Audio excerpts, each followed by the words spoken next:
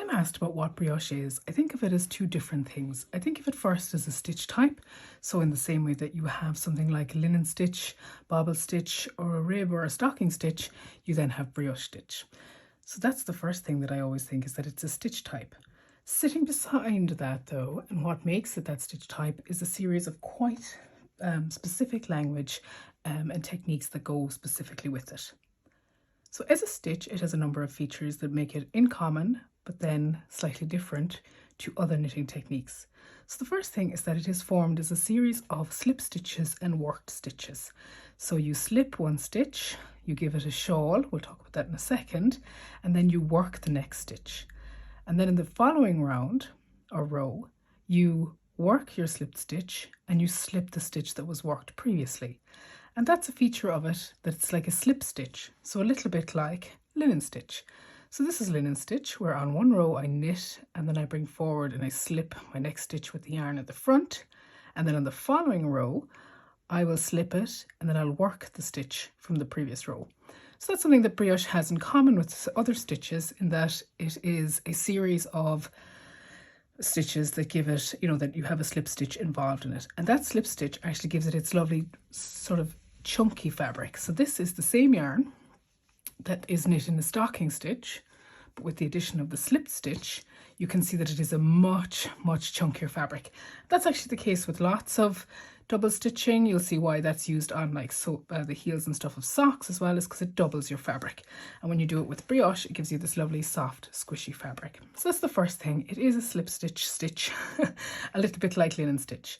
But where it's different to linen stitch is how the stitch is slipped. So the slip stitches are actually, here the pink stitch, I slipped my stitch and then the yarn over. So in this one, where I bring my yarn forward and slip my stitch, and you can see that the yarn over, the yarn sits at the front of the work.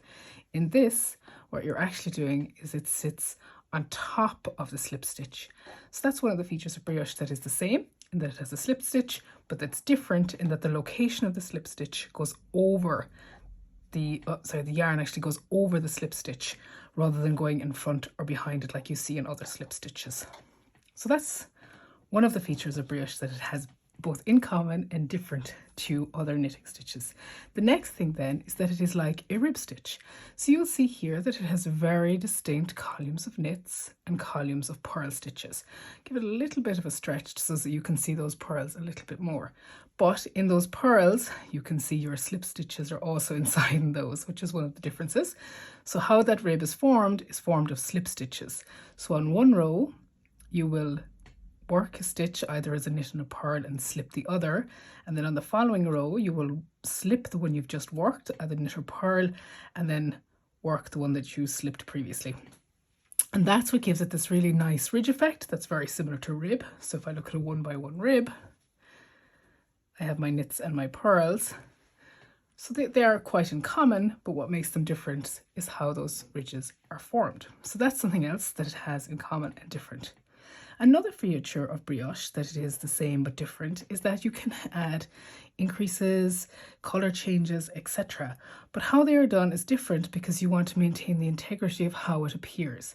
So particularly where your increases are, they're done in a very particular way. So it has increases, but they're done slightly differently.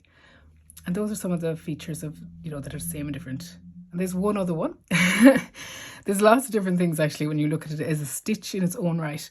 So the other is that instead of having a main yarn and a main colour and a contrast colour that you would often see in knitting, when you're working it, particularly in the flat, less so when you're working it in the round, you will often see dark side and light side of your knitting and dark colour and light colour, which means that you designate them slightly differently to main colour and contrast colour, and the effect it has on the knitting is different. So this is my light side. I know this because this is my light yarn and it has my row of stitches in it. And then on the back side of it, it's my dark side because this is my dark yarn, making up those very prominent columns of knit stitches. So you can have the idea that you have the contrast colour, but how they make up the knitting is slightly different. So it is a dark and a light, and how they're named are different. So those are kind of 4 features of brioche. So it's a slip stitch. It's very similar to a rib. You can have all of the same kinds of features like increases and other stitch combinations, and you also have the idea that you can have different colors in it, but how all of those are executed are different to how they are in main knitting. So that is how it looks as a stitch. And then in order to achieve all of those things, you have sitting behind it a whole language that supports it.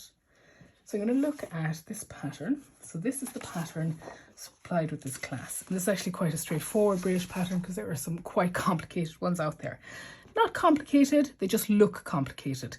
So here you will see that you have a brioche knit and a brioche purl, and that's where you're working the stitch that has what we call a shawl on it. So that's that over the yarn, over your slip stitch yarn over.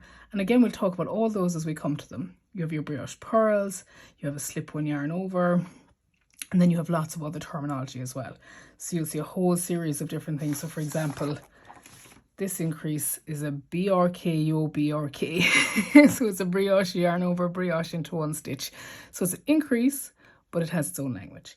And that's why some people find it a little bit daunting when you have a brioche stitch, is the language is quite different from the other languages. However, having said that, it is no different to having your language for lace, cables, short rows, etc. So it just happens to have its own terminology set that sits behind this really beautiful foofy stitch. Floofy. One other thing I would say as well is that when we talk about it being like a rib, it's actually formed a bit like a rib, but not like a rib. Like all of your slip stitch stitches, so for example, again, the linen stitch, you work each row twice. You just happen to be putting your yarn when you're slipping in a different place. The same is true of brioche, and that is how the rib is formed. And this is that your ribbing is formed over 2 rows or rounds to create that one brioche row or round. That's something we're going to get into when we start working it, but it's worth mentioning now because it's another feature of brioche that is the same but different. So that's it. But at its core, it is like any other knitting technique. It has some special terms and it has its own peculiarities. But really, once you get into it, it's like practice and getting into it, make it just like any other knit stitch.